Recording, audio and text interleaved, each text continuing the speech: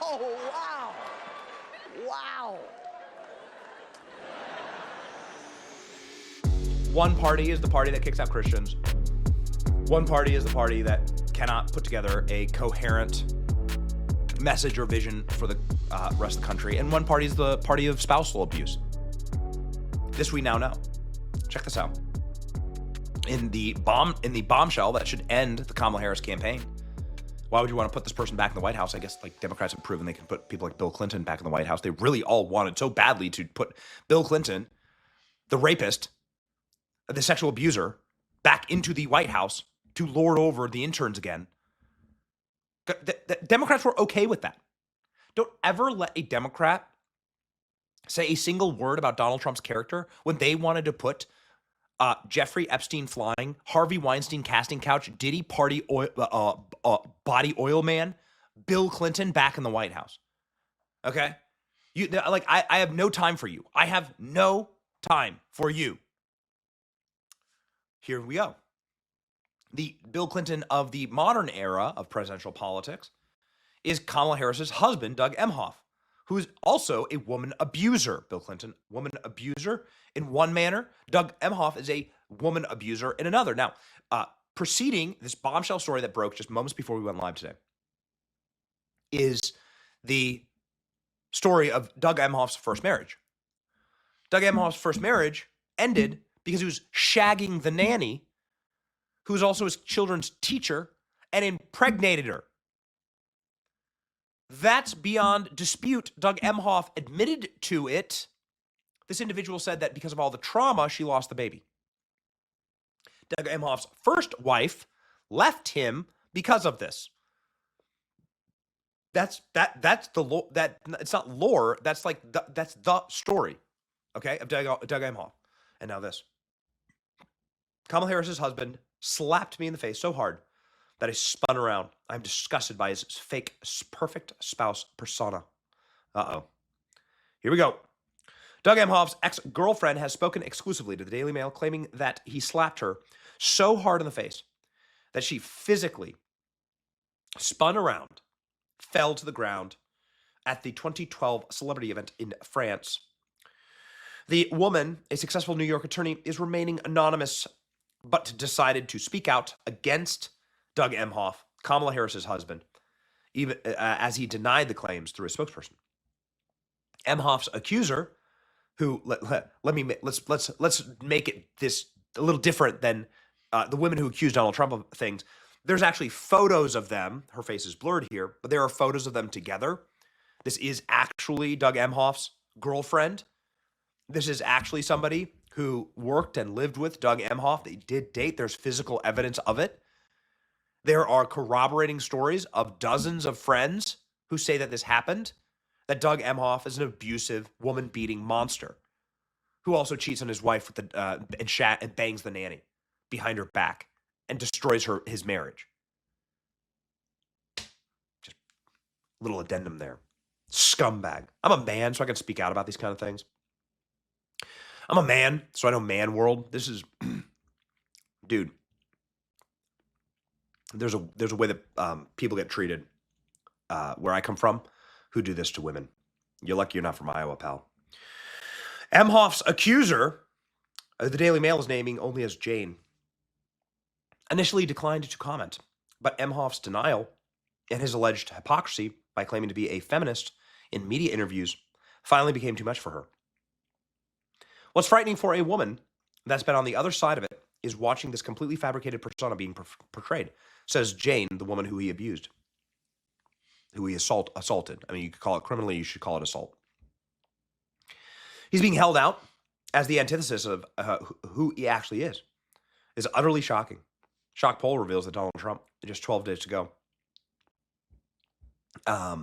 is in the lead right now, and mainly I think because of this. I mean, I think because Donald Trump, we'll get to the polls in just a second, but Donald Trump is breaking all polling metrics because people are, not exactly this story, but people are sick of being lied to.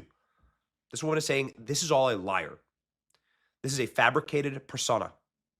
Daily Mail broke the story of an unprovoked attack on October 2nd by recording the accounts of friends who told them about the incident with Emhoff. The allegations is that come after Emhoff cheated on his first wife with his daughter's nanny, Najin Naylor, received little to no coverage from politically center-left major outlets. Emhoff admitted the affair in a statement in August. Spokesperson only gave a short denial of the alleged violence. In a statement to Semaphore, published on October 3rd, the spokesperson said, "This report is untrue. Any suggestion that he would ever hurt a woman is false." Emhoff and Harris and the White House have failed to respond to the Daily Mail and other outlets' requests for comment. The second gentleman has since continued to brag about his long-held feminist values. Isn't it amazing? There's a photo. Let me show you who these feminists are. And by the way, here's like the woman again with Doug Emhoff. These are things that anyone who accuses Donald Trump of they never have any corroborating evidence. This is like actually real. This is real. Doug Emhoff is a woman beater. Democrats want to put a woman beater and spousal abuser in the White House again. This is a photo of Harvey Weinstein wearing a pussy hat. It's one of the most profound, I would argue, like one of the most profound and fascinating artifacts of our current modern day cultural landscape. Harvey Weinstein in a pussy hat walking in the Women's March right before the Me Too movement gobbled him up. And he's a monster. I mean, it's not defending Harvey Weinstein. But Harvey Weinstein is proves exactly, obviously Harvey Weinstein is a grotesque, lecherous monster who's, I think will spend the rest of his life in prison. I think he's was just diagnosed with a form of cancer and he may die in jail. But there's this photo of Harvey Weinstein at the Aspen March for the Women's March wearing a pussy hat. And this shows you exactly what frauds these male feminists are. You want to be a male feminist? Let me tell you what being a male, let me tell you what women actually want. They don't want male feminists who are these low-T, petulant, estrogen-filled little rage goblins themselves, who are emotionally unstable, who take they never lift, right? They don't actually have any physical capacity to fight a man. They could only ever beat another woman, but actually go after women, abuse women, people like Bill Clinton, people like Jeffrey Epstein, people like Doug Emhoff. These are your male feminists. People like Harvey Weinstein. Put it up. With a photo. There he is. There it is. Harvey Weinstein wearing the pink pussy hat at the Women's March. The Women's March. Yeah, these are the male feminists you're talking about. These men are cowards. Let me tell you what a woman really wants. A woman doesn't want a male feminist. They don't want a male to act like a female. And then behind the scenes be this abusive, lecherous monster, which is what these people always turn out to be. Always. What they want is actual masculine energy. They want men to be men. They don't want the type of degrading virtue signaling that come from these bitches, these male feminists. They want masculine men.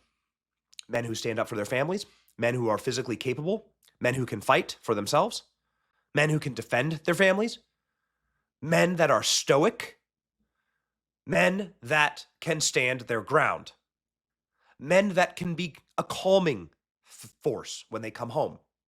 When you enter the house as a father and you come home from work and your children run to you, that is the result of good fatherhood and parenthood and the natural order of things. The children seek stability, and you get stability through the mother in one way and through one energy, and you get through stability through the father with a different energy and a more masculine, stabilizing energy. It's beautiful and it's harmonious, and it works together. And in concert, actually, the male energy and the female energy create something beautiful for the children to kind of ping pong ball off of and have this nice rounded life and see the world as is meant to be. These male feminists are frauds. These guys are complete and total degenerates. Women do not ever be in a relationship with a male feminist. These are some of the horrors of these people. Kamala Harris's husband, a male feminist, that's the biggest red flag there is. All right? Men should be men. And actually, men being men is the single greatest protector of women. Men being feminists, well, again, that's your red flag. And here's there it is, right there on your screen. There's the result. These people are frauds.